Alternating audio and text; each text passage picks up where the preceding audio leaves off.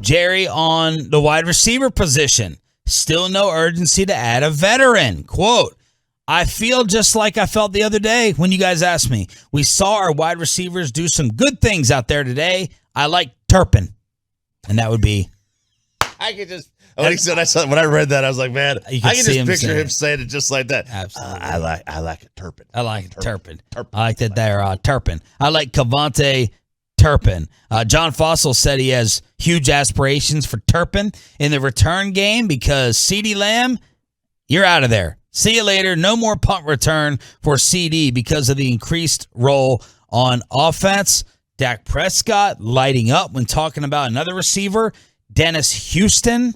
And he said he's where I expect him to be on each and every play. He's coming back and asking about things, communicating about things. So I'm now moving into terrified when it comes to this wide receiving core. This is like Luka Doncic and the rest of the Dallas Mavericks. That's what this is starting to remind me of, even though we still do have some questions about CeeDee Lamb. He's certainly not Luka.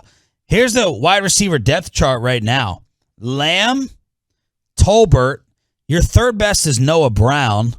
Your fourth best is Dennis Houston. Simi Fehoko, who apparently shut down Trayvon Diggs' Twitter. We'll get to that in a second. John Machota put him fifth on the depth chart. And then TJ Vasher. RJ, this is an absolute complete list of no names that we have not seen around here since Dak struggled in that first half of the season before trading for Amari. I mean, we're talking about Noah Brown, Turpin, and Dennis Houston nonstop. But not good. He likes Turpin. Likes Turpin. There's a lot of no names there. The good news is none of them to be number ones.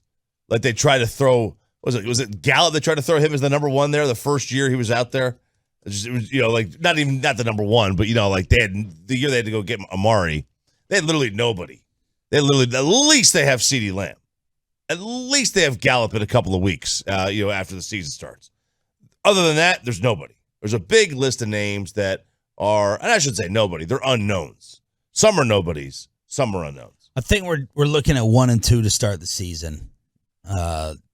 Tampa Bay, Cincinnati at home. That's good. And then you're at the New York Giants, and then you get Washington at home. So I'm hoping for 2 and 2, but I have a feeling after the first 2 weeks, we are going to see an absolute freak out. I'm calling this now, getting ahead of it. I'm happy to be wrong. If Dak comes out like Aaron Rodgers with no names and dominates and puts up 30 a game, the Dallas Cowboys offense, I think, is going to look really, really messy in the first 2 weeks of the season. Yeah, but you're talking about the offense.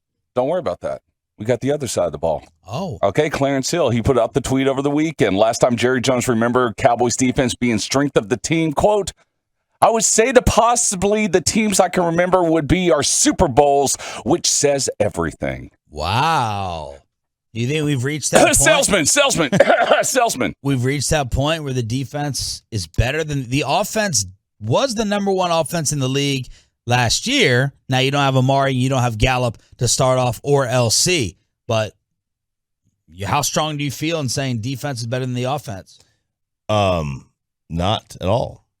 No, I mean the offense is still going to be. The offense is still it's going to be like still 20 points a game now. Going to drop that much? No, they're probably going to score 27, 20 points a game.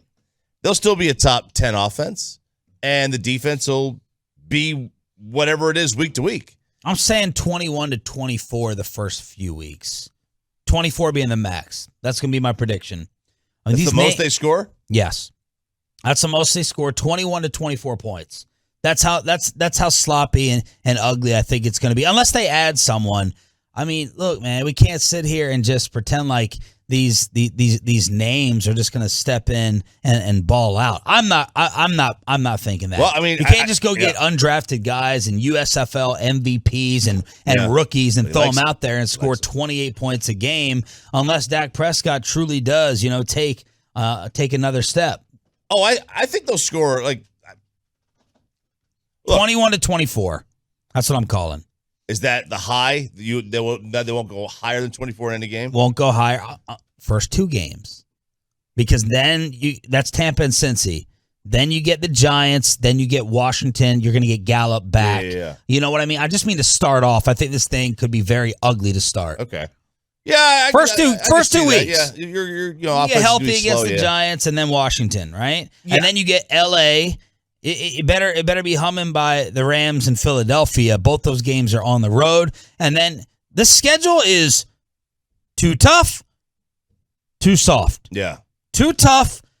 After the Rams and Philly, you get the Lions and the Bears. And then you're at Green Bay, at Minnesota. And then you're back to the Giants. So at least the first 8 weeks, it's 2 on, 2 off. Yeah.